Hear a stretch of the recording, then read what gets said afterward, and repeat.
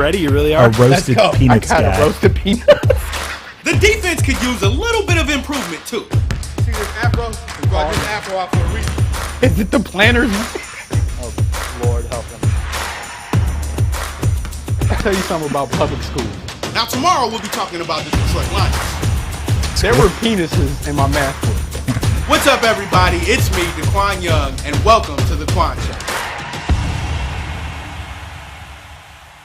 What's up, everybody? You guys got a little sneak peek of how stressed out I look before I go live with the Qwan Show. It is me, it is I, Qwan Young, here live in the Bets TV studio. Let's get a little nameplate. Listen, we're going to upgrade this show as we go along. It is week 6 in the NFL. I told you guys on Friday to take the Jags +3. This morning, I took the Jags on the money line, and they are currently about to disappoint me, as Tua must have just saw the tweet that I put out there, because I said Tua stinks, baby. And he's orchestrating one right now. I know there were a few people who didn't like the British Cockney accent. It's a low class accent, apparently, from what I read when I was doing the research. Hello, governor. I couldn't help it. It's 10 minutes and 49 seconds left in this week 6 London matchup. Now, a lot of people say that they don't watch the London game. They're not going to get up for the London game. I love football, so I got up for the London game. Unsportsmanlike conduct on the Jags. Okay. I am a little bit stressed out. This week we got a fairly decent show for you. We're going to go through the week 6 picks. You can call in. Let's talk football. 661-515-BETS. Let's see if do I got a graphic for it? Let's see. Might have to move this over. But 661-515-BETS. Call in, talk to me. Tell me a good play that you have. We're going to check the YouTube chat. I have to do everything here. I am the producer extraordinaire. I'm sorry I can't pay it. There it is, right there. I don't know about Urban Meyer and the Jags going up after this one, but I absolutely need I'll take it. No, I don't need a field goal. We need a touchdown here, but got a pretty decent show for you. As you guys know, I get really distracted when football's on. It's kind of, they're putting me up. Listen, I picked this time slot to go against actual NFL games, NFL on Fox, NFL on CBS. I feel like I'm at least the top 50th NFL pregame show in the world. So we're trying to move up the rankings. I had a pretty good week. I didn't bet any college football yesterday. I saved it all for Jags +3. Jags are in 2 of my parlays. And like I said, it's not really looking good right now. I like the way T-Law is playing. He's finding the ball. I don't know what happened that last drive as I was kind of preparing for things. But as for myself, listen, I told you guys either on this show or Last Word Cheetah that I was a little bit down, man. 2 weeks ago, I started playing flag football. First week, I went out there and was ass, like super ass. I went out, got 2 catches. They were treating me like the kids you give the big shoulder pads. Wasn't really doing anything for my ego. So the week after, I went out, caught a touchdown, dropped a few. Yesterday, I'm back. Listen, your boy threw a touchdown pass in overtime, caught the first 2-point conversion or 1-point conversion, and caught a touchdown, had about 6-7 catches, no drops. Listen, I'm good for 5 touchdowns. If there's any NFL team out there that needs a body, there are a lot of injuries this week, as we'll get into that as week 6 goes. If you need a body, I can give you 15 reps on special teams. I can give you 3 deep routes.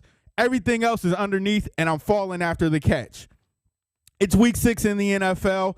I got an interview. I got some advice from Preston Johnson, the Sportscheetah. I do the show with we do Last Word Cheetah, betting extraordinaire, Steam Warning. I'm helping with the Lucky Trader show, which you need to check out if you're into NFTs. I know a lot of people are into non-fungible tokens, which they are. That's not my level of expertise, but check it out all on the Bets TV YouTube channel. Used to be the Quality Sports YouTube channel, used to be Quantity Media YouTube channel. Go there, like and subscribe. Christian from Last Word Cheetah always checks in. I appreciate it. Went from +6 units going into the weekend, and now he's down -2 units from college football, and he's only touching Panthers +2.5 and Browns Cardinals under 48.5. Scott says, let's go Lions. I know Scott is at the game in Detroit. I am not. I took the Lions under 48.5. That's the only thing that I touched from that game. Nobody's going to convince me that with all of those injuries that they're going to win. And even along with them being the Lions. So one thing that I'm kind of understanding more, you get to I do these reflections on the show because I'm not good at betting. We're going to clarify that. If you're telling me, I don't know why, and I'm sorry. I'm doing the best job that I possibly can. I'm trying to give you all the football knowledge that I can, all the information that I can. But one thing that I'm really starting to understand is I do not like betting spreads because things like the Thursday night football game happened.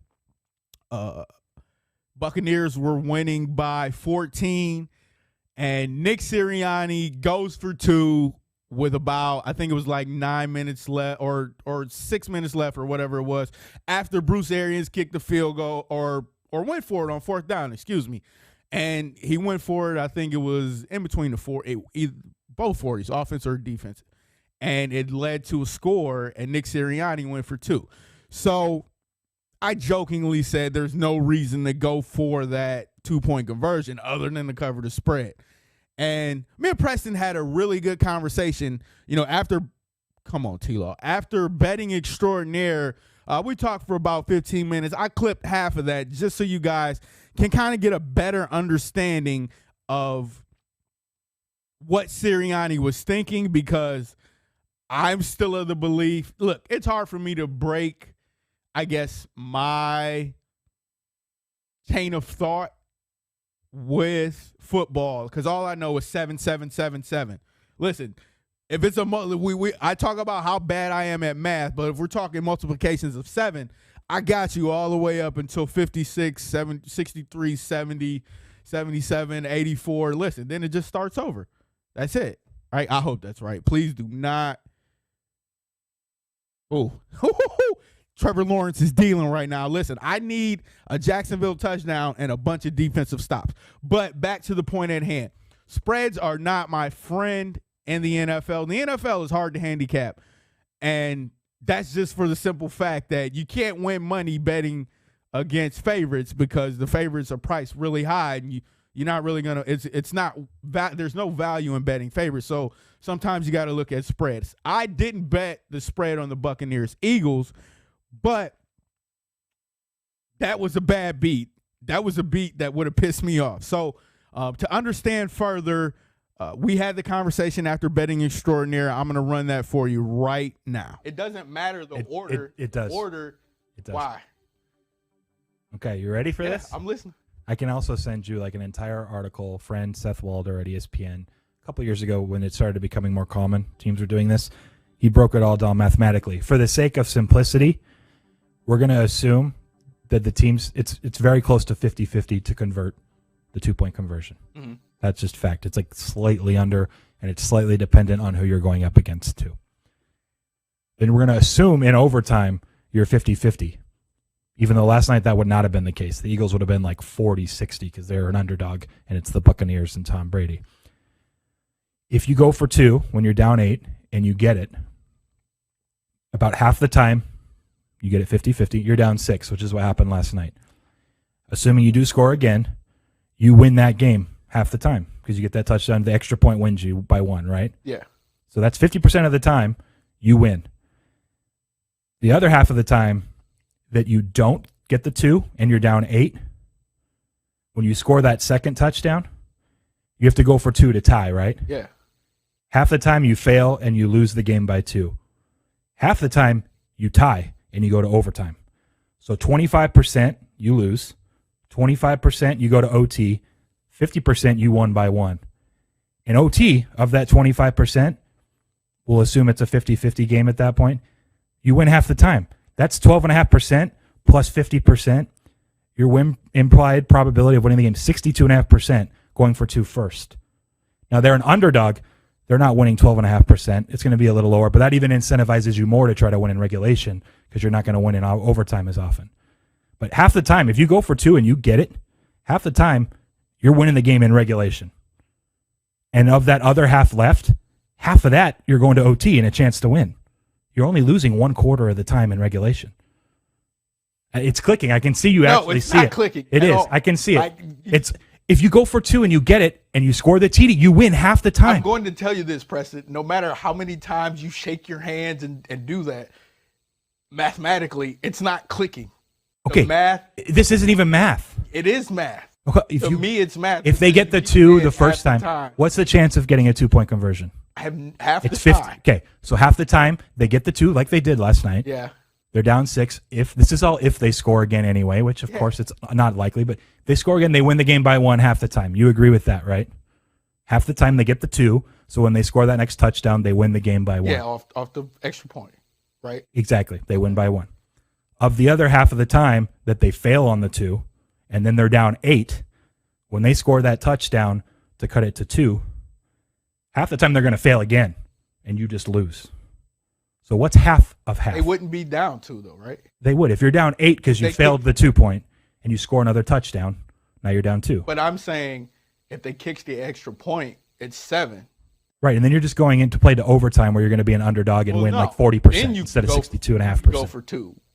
If you're down 1 and you go for 2. Okay, you can do it that way too. Yeah, that's what I'm saying. So that's what I'm saying. So you're down 7. You're saying you have a better chance of kicking the extra point to win the game if you go for 2 first. Yes, versus if you just tie it at 7 and then you go for 2 at the end, your chance of winning is literally 50-50. You don't get the extra 12.5% equity. It literally comes down to a 2-point conversion. You either win or lose the game, right? That's a 50-50 shot. If you go first, you're increasing your probability of the overtime percentages plus winning 50% of the time in regulation. You by a pretty big margin. It's still shocking that every team doesn't do this always, but it's by far increasing your win probability to go for 2 down 8, especially in the fourth quarter. Somebody tried to explain that it's smart if you're down 8 and you make it 6. Obviously, you can kick the extra point, and if you don't, miss, it doesn't matter because you can still go to overtime anyway, and then you have a chance to win overtime. And if you miss both 2-point conversions, that's about 1/4 of the time. Oh my God, you're going to lose. You know how to multiply 1/2 by 1/2. You know that answer. It's 1/4. That's 25%. You can do that one. I appreciate you giving me. That's the chance of losing in regulation. You giving me that much. All right, there was only 7 minutes. I think he gets it though. People listen back. You can pull that. It's really straightforward. If for some reason people don't like to take the time to wrap their head around it, but if you're getting a 50% 2-point the first time to cut it to 6, and you do score that extra touchdown, you literally win the game in regulation half the time. And of that other half, you're going to be in OT half of that time. And you're going to win sometimes in OT. So your percentage is way higher than 50. It's just So this is just the, I guess, devil's advocate. You're down 8. You don't get the 2-point conversion. What's the probability on that? 25% of the time you miss both 2-point conversions and you just lose in regulation. Yeah. Whereas if you had kicked the extra points, you maybe would have had a chance in overtime to win. For the Eagles, say 40%. So that's what you're giving up is maybe a chance at overtime, but your overall chances of winning increase going for 2 down 8. It's just fact of the matter. It's not even an argument. More and more teams will do it, but the Chargers and Ravens and Eagles have all been doing it for a few years. The Browns probably do it. I'm not sure. I'm guessing the Niners would do it. Probably the Pats, but they haven't really been in a position in a long time that I know of where they're down 14 late. Cowboys probably do it now. I don't know. It's interesting. It just doesn't come up very often, but you'll see teams, even the Eagles will do it in the second quarter.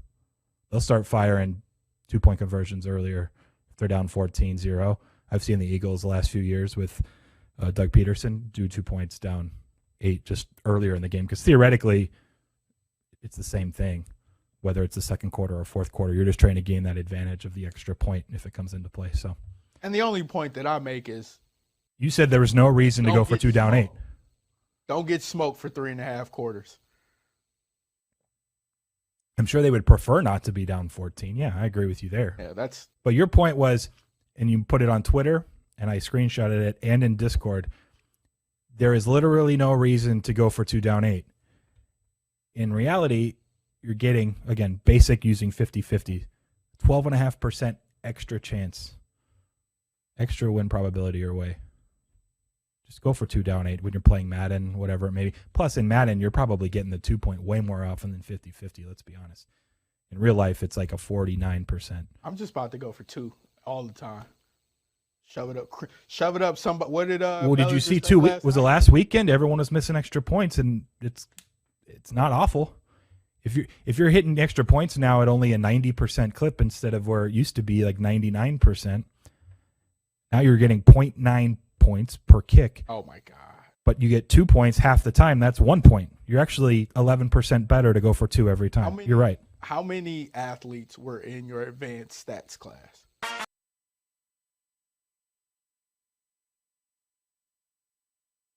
We're back. That was, listen, to me, all of that math, that sounded like the Scott Steiner promo. All he said was 50% of the time, you got a 33 in the third percent chance. I don't do math. I haven't taken a math class since my senior year of high school. We didn't have it. I went to a liberal arts college. We learned about Catholicism and how God wills the salvation of all people. Those are kind of the only 2 things that I remember from college that aren't mass communications related. So math isn't my strong suit, but I have been learning a lot of things alongside Preston. And in those 7 minutes that you guys got that 2-point conversion lesson, which we'll probably talk about more this week on the show, the Jags got a possession. They punted, but they did come up with a stop here. It's 4th and 1. They're down 3. I would absolutely love, it looks like Brian Flores is going to challenge. So what I'm going to do, by the time we get back from this interview with Preston, the game should be a little bit closer. This is what we're going to do. I'm going to play this interview. I sat down with Preston, asked for some advice on betting and what I should start doing a little more and a little less of. So we're going to play that, and then we're going to come back. We're going to sweat this game. We're going to run through the rest of the Week 6 lineup, and I'm probably going to have to end the show maybe 5 to 10 minutes early because, like I said, the Jaguars are in a couple of my parlays, so I'm going to have to fire some more depending on what happens here over the next 6 or so minutes. So enjoy this interview with Preston. It'll be up on YouTube later. I sat down with him and asked him some questions about betting and how he got into everything. My name is Preston Johnson. I am the host of the Last Word Cheetah Show. When you refer to anything like everyone should know what that looks like, I have no idea what that looks like. Who wants to be a betting extraordinaire? Yeah, we're good. I was worried because you didn't call last show. Did you need to save your bathroom break for a betting extraordinaire? Steam Morning with Right Angle Sports. In fact, since 2017, over their last 1,000 releases, they've managed to hit it over a 56% clip in football and basketball. All shows that we do here in the Bets TV studio. How'd you get into betting sports? Betting sports was kind of post-poker era. Once they shut down poker in the United States, I had to figure out what to do with my bankroll from poker, and it went to sports betting. Always was a sports fan. Took me some time to kind of figure it out and feel like I had an edge that was anything worthwhile, but I did. Gambling, period, though. I was in early high school doing March Madness, pools, and $5 probably, maybe 10 max, just with friends in high school. Maybe even started junior high, 8th grade. So we'd put in $5. We'd draft the seeds like a snake draft, and whoever has either the most points or the winner, we'd have different ways to pay out the prize pool. But that was the first time I think I ever gambled on anything. You remember your first bet? It was probably some long shot parlay I thought had a chance, and I was taking a lotto ticket on something. But yeah. Do you think that's my issue, betting parlays? Well, yes, that was your issue the first time, first week. 0-3 on those. But maybe Stafford has a chance for you. What betting advice would you give to people like me just starting? Definitely don't trust what you're watching on the screen. What I mean by that, like the eye test, that doesn't usually work for the 99% out there that are trying to bet just based on what they see or watch whenever they get a chance to tune in every week. So you want to have some sort of like number gauge base to what you're doing of like, hey, why is this team a 6-point favorite? It seems like they should be like a 10-point favorite. Like, look, the market, the betting market, it's taking millions of dollars in bets all the time, is pretty efficient. So if you're not like doing this regularly, having your own set of numbers to try to make projections, it's really hard to just eye test stuff and hope that you're right. It's just, you're not going to be able to do that very often, very regularly. So that would be, I guess, be like starting advice. Don't go crazy, just betting based on what you're watching or seeing. And then definitely just bet within your means. That goes a long way. Like, even if you're going to be like a slow losing player over time, too many people start betting like week 1, oh, it didn't go well. Week 2, and then by week 3 or 4, they're like betting way bigger than they were to start. And by week 6, they're out of money. When generally, if you're like following at least some sort of guidelines, you're betting 1 to 2% of your bankroll per play. That's going to last you a couple seasons, even if you suck. Like, it's hard to lose all of your money, but you see it way too many times. People that just blast way more than they should. Then they're stuck. They're out of money. They can't bet anymore. So if you're trying to get serious, you're trying to do this the right way. Limit your stakes, how much you're betting, and do it for a while before you up them and see like, hey, is what I'm doing even worthwhile? How is the market reacting? How are the results? How do the teams play? Like, you can get very concrete from a market perspective. We've talked about closing line value, right? Where's the number at right before they kick off? That's going to generally be a really efficient number. Compare what you're betting to that. You do that for a year or two and you're doing well, then you can probably up the stakes, right? And that's going to pay off anyway. You're going to see your actual ROI be positive. It's really basic, but so many people just think like either they're too arrogant, like, oh, I can do this, and like I watch the games on Sunday. It doesn't work that way, but there's just a little more to it. And if you're able to kind of mold all of the different pieces, the variables, then you got a shot to at least lose less frequently. Which is, again, most people are doing this as a hobby for fun. That's all they want, and you won't go bust in 6 weeks and then hate it. Most bets you ever won in a row? The most games I've ever won in a row were right when I started posting on Twitter for the first time. What I mean by that, I didn't have a Sportscheetah Twitter account until I used it to start posting. And I wrote an article in a blog that got me a few hundred followers to start. And when I started posting, like, no joke, it's there still public. People were following me back in the day. I won the first 16 bets I ever posted on my Twitter account. And by the end of that, I had like 3,000 followers. Someone wrote an article about it. Like, it was just this kid posting on Twitter that doesn't lose. Then I finally lost one. And then I won like 3 or 6 more straight. It was like, anyway, at the end it was 19-1 or 22-1. I think it was 22-1 was the total run. So when you do that and you have a few thousand followers, it just kind of snowballs from there. But I've never duplicated that streak. I've gotten to 15 once, and I think 13 twice, and 11 and 10 a few times. I'll say it was during the summer with baseball and NBA playoffs. It wasn't even football, which ends up being my bread and butter, was college football. But it was 2 plus 180 baseball dogs in there. So like at the end of the 16 run, it was like plus 19 units too. It was even better than just like picking a bunch of baseball favorites that could, it was actually mostly NBA and a few baseball dogs. So it worked out, and that's really, without that, I don't know if I ever would have made a name for myself online and gotten to this point.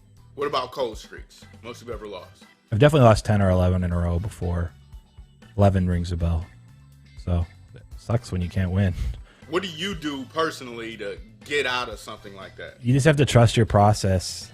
Like, I make this joke with Qwan all the time, but I've walked through casinos when I lived in Vegas, and you're walking by and there's a roulette table, and I've seen as many as 18 straight reds before. And a roulette spin, look, it's not even 50-50 because there's some green spots on there too. So like 18 straight reds, say it's 50-50. Like, it's just fluky. Weird stuff happens. So even if you're betting and you have an edge, like losing 10 or 11 in a row is just going to happen eventually, right? It's just like the law of like variance in a vacuum. So if you're betting within your means, it doesn't actually affect you too much. You trust your process. You can actually look at like, hey, I lost these 11 straight, but 9 of them, the line moved my favor, my direction. Theoretically is going to be a good bet long term. Like, you keep doing what you're doing. If you lose 11 straight and they're all parlays, like, yeah, maybe you should probably rethink some things. So it's dependent to some degree, but theoretically, if you're just making straight bets and you lose like 10 or 11 straight bets in a row, don't go too crazy, and hopefully you're betting and not chasing, whereby bet 8, 9, 10, 11, you're firing Hawaii at midnight for like the rest of your account, because I've seen it happen too many times. What do you want your legacy to be in this space? Never thought about that before. I mean, I guess the last few years, I wanted to just do stuff. I was doing stuff at ESPN, right? I was trying to make my name more as an actual talking head in the media that could actually be good at sports betting. Most of the media trying to talk about sports betting doesn't actually bet, or if they do, it's very insignificant. And if they do, they have zero influence on the market. So I think that was important to me to actually just kind of prove that I was, one, actually a bettor, and two, actually pretty good in the media. And so now what we're doing here at Bets TV is kind of way less high stakes. I don't have to be on ESPN trying to pick winners for everyone. Get to engage with the audience directly. We take calls. We give away cash for fun. Just kind of having some more fun with this space that's growing in, trying to talk over games. And everyone likes to sweat. Everyone likes to bet, even if it's just for fun. Let's try to make it informative and engaging. So how do I want to be acknowledged in this space? I guess just, respect that I've done a pretty good job at every point along this kind of weird journey that started on Twitter. Listen, that was a great interview, if I must say so myself.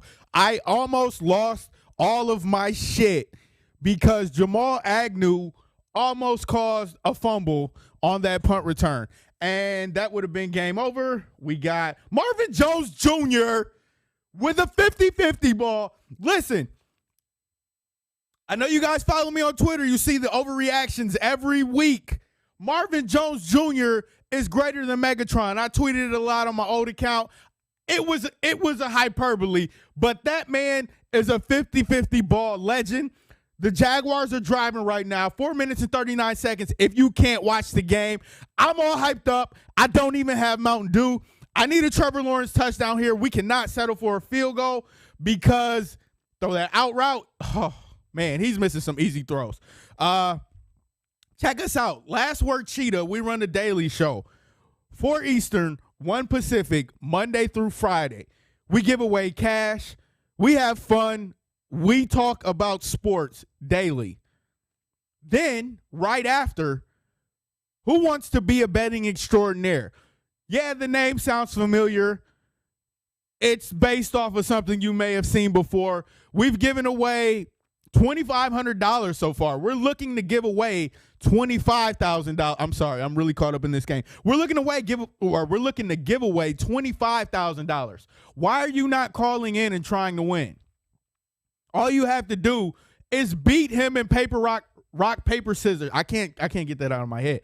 All you have to do is beat him in rock, paper, scissors, pick a game, and win 7 days straight, and you can have $25,000 cash. Listen, there's some days that I think about quitting so I could just compete on Who Wants to Be a Betting Extraordinaire.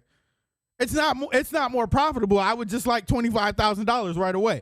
So I need you guys to start tuning in, start checking out stuff we do Monday through Friday on this same Bets TV channel. Pick up that blitz. Okay. Throw it away. Throw it away. Why didn't you just throw it away? Come on. 3rd and 5. This is probably game right here. We're going through the week 6 bets. I'm going to see what this possession looks like. But up first, we got the Rams versus the Giants. I'm not sure if Daniel Jones is out. I've been checking FTN. Listen, FTN, I use the tools. They have an entire list. Oh, they're kicking up. Listen, man. Oh, he just made a field goal for the first time today. So you're about to see me cry probably. Are you fucking shitting me? He made it? Let's go.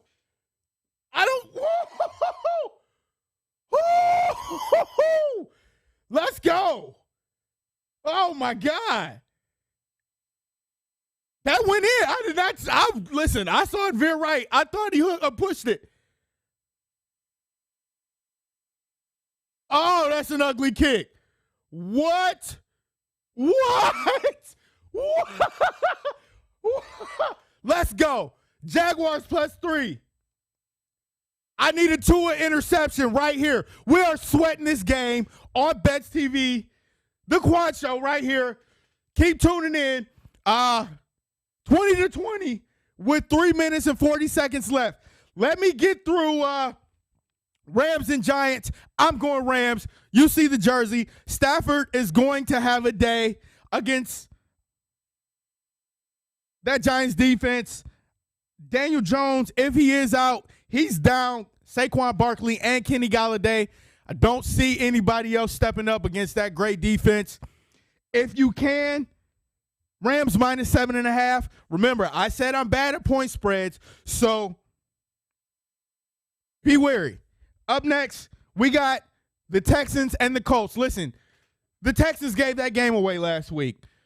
Whatever that fake punt was, it was a terrible or that pooch punt or whatever line it, that was a terrible decision. That's why you line your punter back 15 yards, so stuff like that doesn't happen.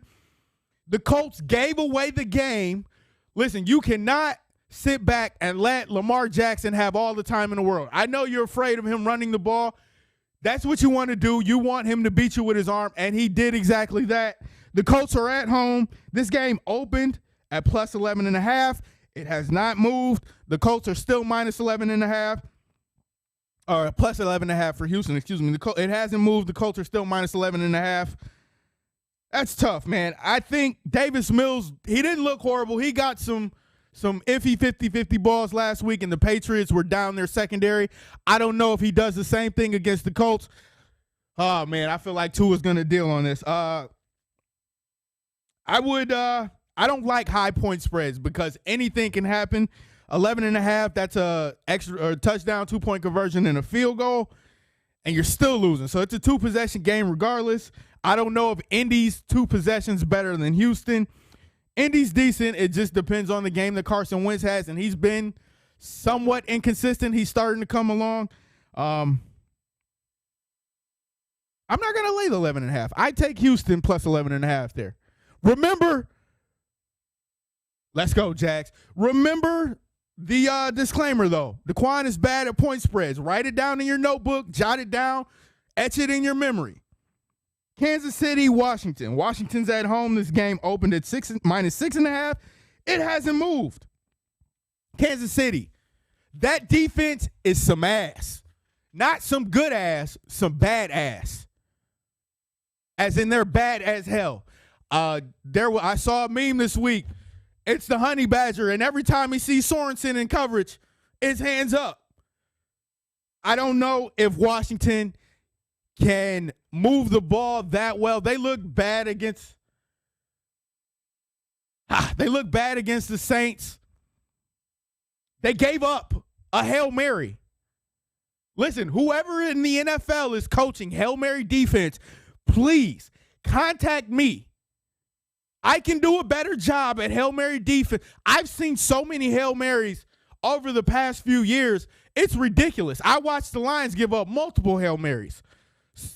The defensive coordinators or whoever's doing the job on the last-ditch effort or the last play of the half or the game, you stink. Please, play some defense. I take Kansas City here. I think the weather conditions kind of ruined the second half for Patrick Mahomes and the Chiefs. I think I laid last week. I hit on this bet. I took the Chargers. I took the over, and I parlayed it with, or not the Chargers, but the Bills. I took the Chargers were the first leg. Chargers, Bills, and I took the over last week. And I think the rain ruined all that because, you know, you got a more sloppy game, the Patrick Mahomes fumble. I haven't checked the weather conditions, but I don't think anything will keep Kansas City off the board. I like to see them -6.5. Remember the disclaimer, but I'm taking the Chiefs -6.5.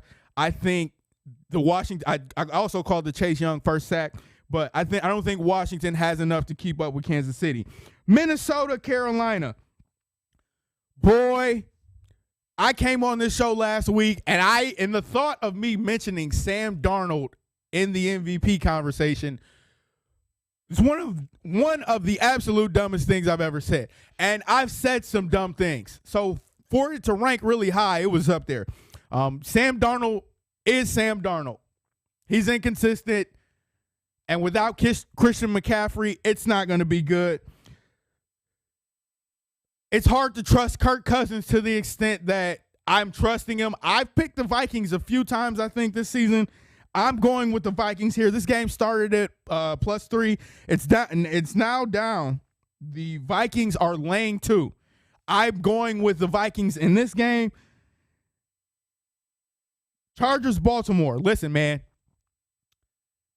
We've been talking kind of analytically. I know, people don't like to say analytics this, analytics that. We've been talking pretty analytical, and Brandon Staley and the Chargers have it. They go for 4th downs. They convert when they need to. They take risks. They gamble. I love that Chargers team. I want to say Justin Herbert, out of everybody, is the favorite, even including Stafford. Justin Herbert is a gamer. He's a gamer. He's playing, and he's doing what it takes to lead the Chargers to the promised land. I love Austin Eckler, too. The man runs hard. He delivers punishment, and he can run the ball. Baltimore has got by the skin of their teeth, it feels like, every game this season. So I think I almost said it. I think a letdown is on the horizon. Is it this week? I believe so. As long as the Chargers don't sit back and give Lamar Jackson all day to throw, they bring pressure. You got to bring pressure and make him make decisions. Make him get the ball out. Make him get the ball out in an uncomfortable position, throwing across his body or something along the lines. I like the Chargers here. They're sitting as +3 dogs. Let's go. That's a drop. Big third down here. Big third down here for the Jaguars defense. I like the Chargers as +3 dogs. I'm taking them on the money line. The game it opened at +5.5. So it has moved down. There are some people that believe in Los Angeles, the Chargers, that is. And I, too, am a believer. The Bengals and the Lions. Let's see what Scott's talking about. Section 120, row 6. Scott, let me tell you how I met Scott. I met Scott playing arena football. He tweeted me something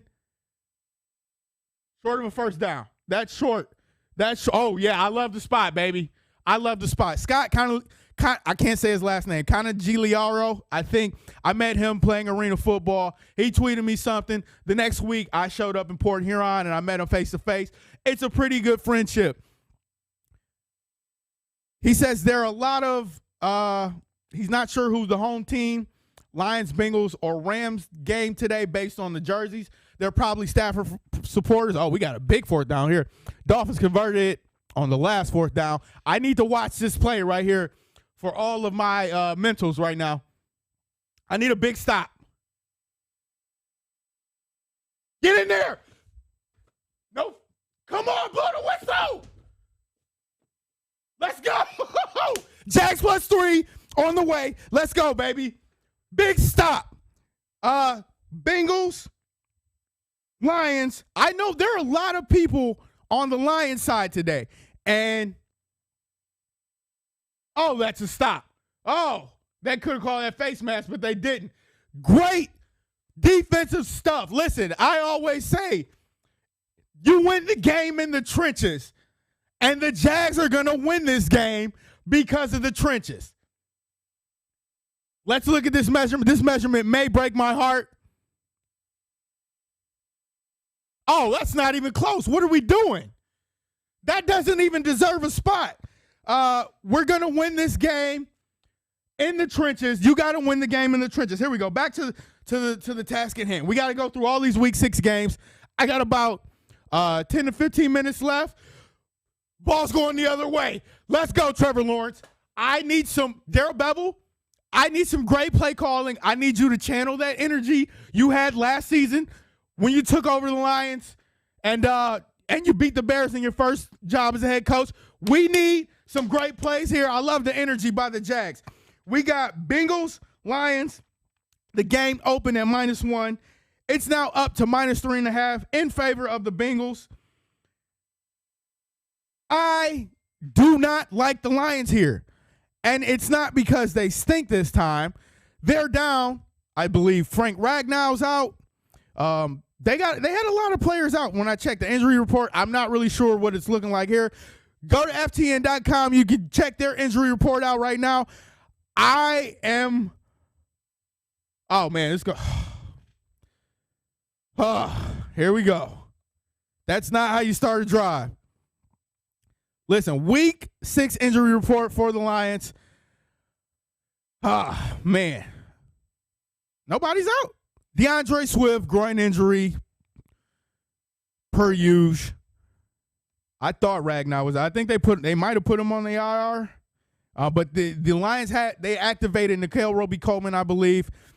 I'm not a believer in this. Like I put this game as an over. Why are they running RPO right there? Come on. I put this game on one of my parlays under 48.5, I believe it is. I think Jamar Chase is going to eat up that Lions secondary as he's done the entire season. I was wrong. Initially, when I did my NFL futures on Last Word Cheetah, I thought that the drops would be an issue. It has not been an issue. That boy's a baller. He's going to continue to ball on that bad Lions secondary. Amani Oruwariye, number 24 for the Detroit Lions, is going to be in for a long day. Oh, my goodness, don't you throw that. Woo, this isn't looking good. It's third and really long. How can you blow this? But I'm taking the Bengals and the points. Green Bay, Chicago. Man, Justin Fields, he's a gamer too. Got his first win, or second win, against the Raiders last week. He looked good. The Packers always play, or the Bears always play the Packers tough at home. I like Green Bay in this one, though. I would stay away from -5.5. I think it's going to be a lot tougher than that.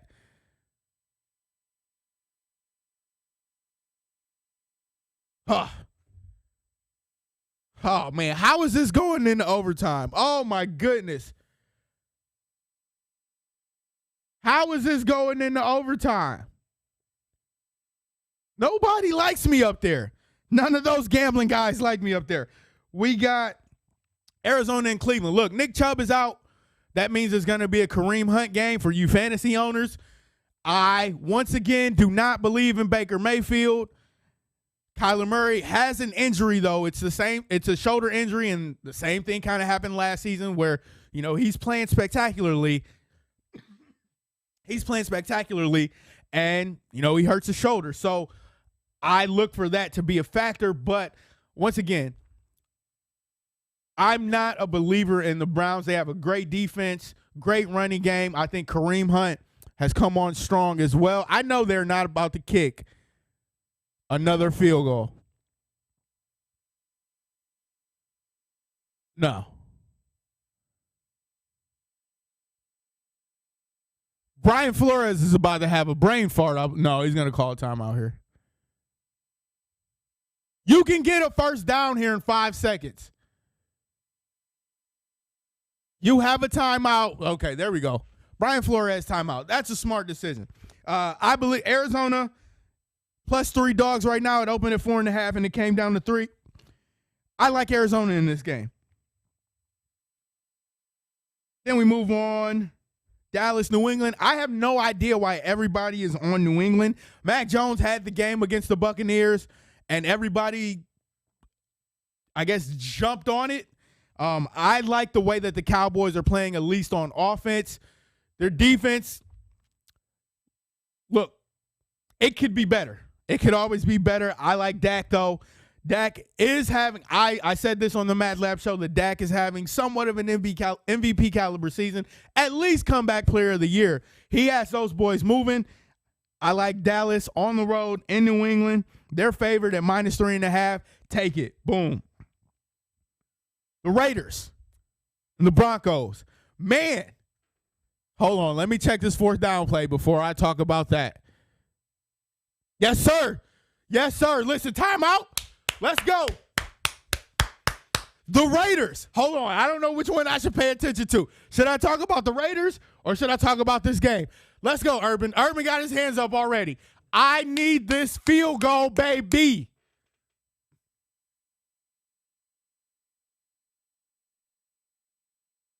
I need that. That's a great play call. Listen, you can get a first down with 5 seconds left. Matthew Wright. I know the announcers are jinxing you right now, but I need it. On everything holy. What is that? 54?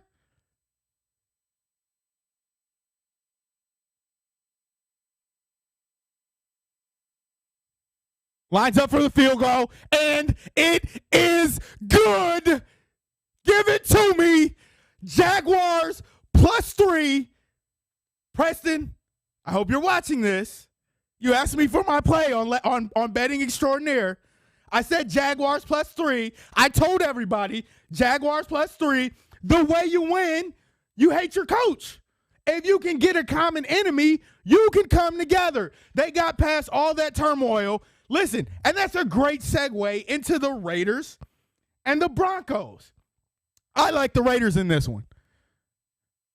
I believe I saw something where 4-1 after a coach is fired midseason, but they're gonna come out. I was high on Denver early when they were playing a bunch of Sisters of the Poor. I'm not as high on Denver after that loss to the Steelers. I like the Raiders in this game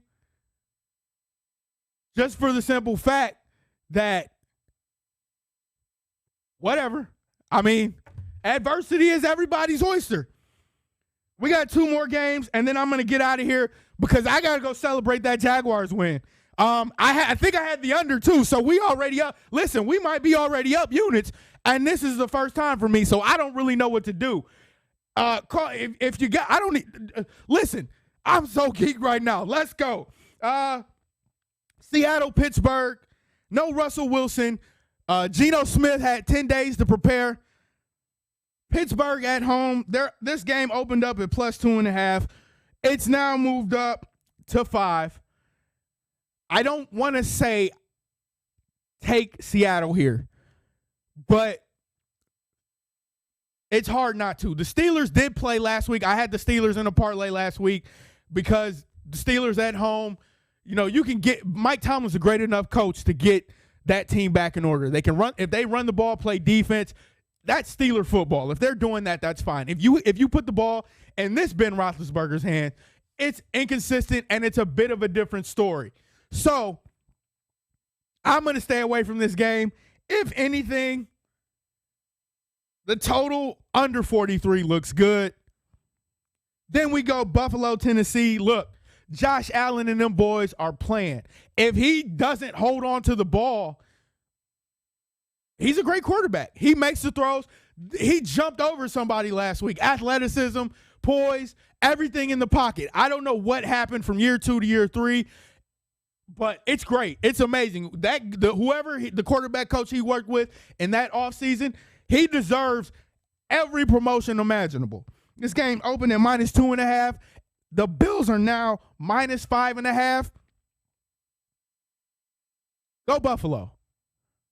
I love it on Monday night. Listen, I'm going to end this show early because this game has got me amped. I've lost my voice. This week, we got Last Word Cheetah Monday through Friday, 4 Eastern, 1 Pacific. We got Who Wants to Be a Betting Extraordinaire right after.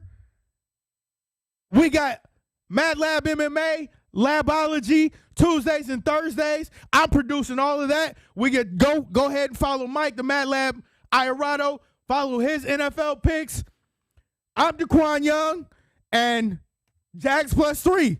What else can you say, baby? Let's go watch these parlays. I'm about to go get drunk. Let's get it.